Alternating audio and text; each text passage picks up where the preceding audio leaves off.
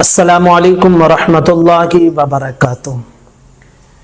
جس کمرے میں جس روم میں بچے کی پیدائش ہوئی ہو، جسے ڈلیوری روم آپ کہہ سکتے ہیں، تو کیا وہ پورا کمرہ اور اس میں رکھا ہوا صوفہ اور جو ہے بیڈ، پھر اس پر بچھی ہوئی چادریں اور اس کے بعد میں جو ہے بستر وغیرہ گدے وغیرہ جو رہتے ہیں، کیا یہ ساری چیزیں ناپاک ہو جاتی ہیں؟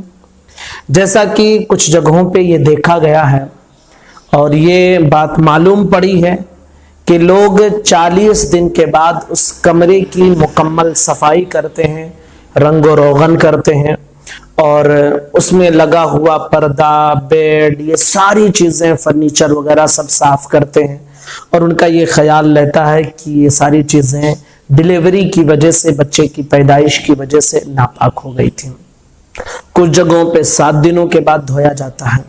تو اب یہ سوال یہ پیدا ہے کہ کیا ساری چیزیں ناپاک ہو جاتی ہیں؟ تو اس کے حوالے سے آپ یہ سمجھ لیجئے بہت اہم مسئلہ ہے، اور اس میں ہمارے بہت سارے لوگ، بلکہ کچھ پڑھا لکھا طبقہ بھی اس سے ناواقف ہے۔ دینی، جن کے گھروں میں دینی ماحول ہے، وہ حضرات بھی اس سے ناواقف ہیں اور اس طرح کے رائج رسم پر وہ عمل کرتے ہیں۔ یاد رکھیے کہ یقیناً اسلام میں صفائی یہ بہت ہی عمدہ چیز ہے، ایمان کا جز اسے قرار دیا گیا، ایمان کا حصہ قرار دیا گیا ہے۔ تو صفائی یہ بہت اہم چیز ہے، اور صفائی رکھنا، صفائی کرنا یہ بہت ضروری چیز ہے۔ لیکن یہ جو خیال بیٹھایا لیا گیا ہے کہ 40 دن کے بعد اس کمرے کو پاک کیا جاتا ہے، اور یہ سمجھا جاتا ہے کہ صوفہ بھی ناپاک ہو گیا ہے، بیڈ بھی ناپاک ہو گیا ہے، اور اس کے بعد میں اس میں لگے ہوئے فرنیچر بھی ناپاک ہو گئے ہیں، تو یہ جو ایک خیال پیدا کیا جاتا ہے، یہ خیال سراسر توہم پرستی ہے، باطل خیال ہے، غلط بات ہے، اور اپنے اوپر غلط مسئلے کو رائج کر لیا گیا ہے۔ بچے کی پیدائش کی وجہ سے جانتے ہیں کہ اس وقت جب بچے کی پیدائش ہوتی ہے تو کچھ ناپاک خون وغیرہ یا ناپاک چیزیں نکلتی ہیں، تو جہاں پر وہ ناپاک چیز لگی ہوئی ہے، یا جو صرف اتنا حصہ ناپاک ہوتا ہے، اب ایسا نہیں کہ پورا روم آپ کا ناپاک ہو گیا ہے، یا پورا بیڈ آپ کا، پورا فرنیچر اور پورا صوفہ آپ کا ناپاک ہو گیا ہے۔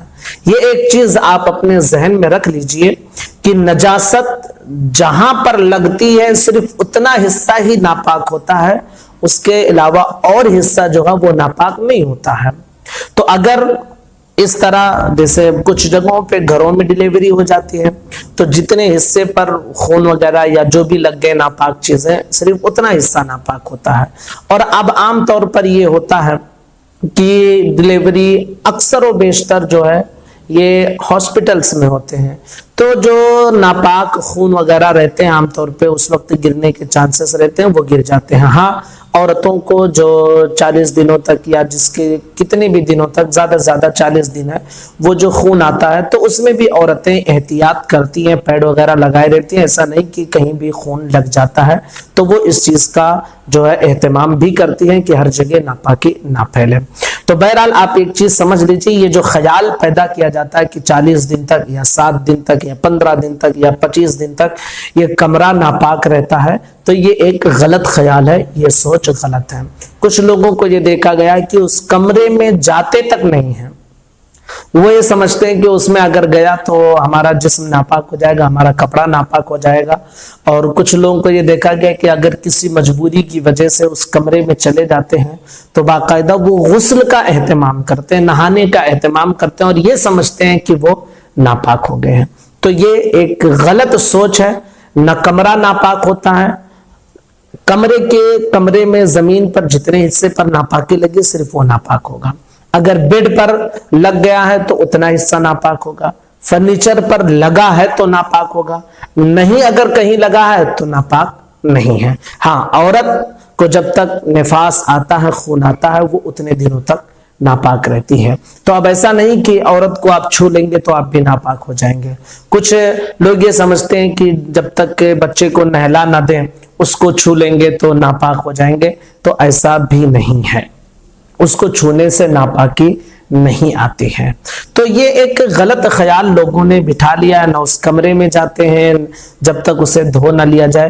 جیسا کہ میں نے بتایا کہ صاف صفائی یہ بہترین چیز ہے، عمدہ چیز ہے، اچھی چیز ہے اور اسلام میں یہ پسندیدہ ہے، لیکن جو غلط بات لوگوں نے بٹھا لی ہے اس کا اسلام سے، شریعت سے کوئی تعلق نہیں ہے۔ ایک چیز آپ دھیان میں رکھیں کہ جتنے حصے پر ناپاکی لگی ہے صرف اتنا حصہ ناپاک ہوگا، آپ کا پورا کمرہ، اس کی در و دیوار، فرنیچر، بیڈ، یہ ساری چیزیں ناپاک نہیں ہوں گے۔ ہاں اگر ان پر بھی لگا ہے اور جہاں لگا ہے صرف اتنا ہی ناپاک ہوگا۔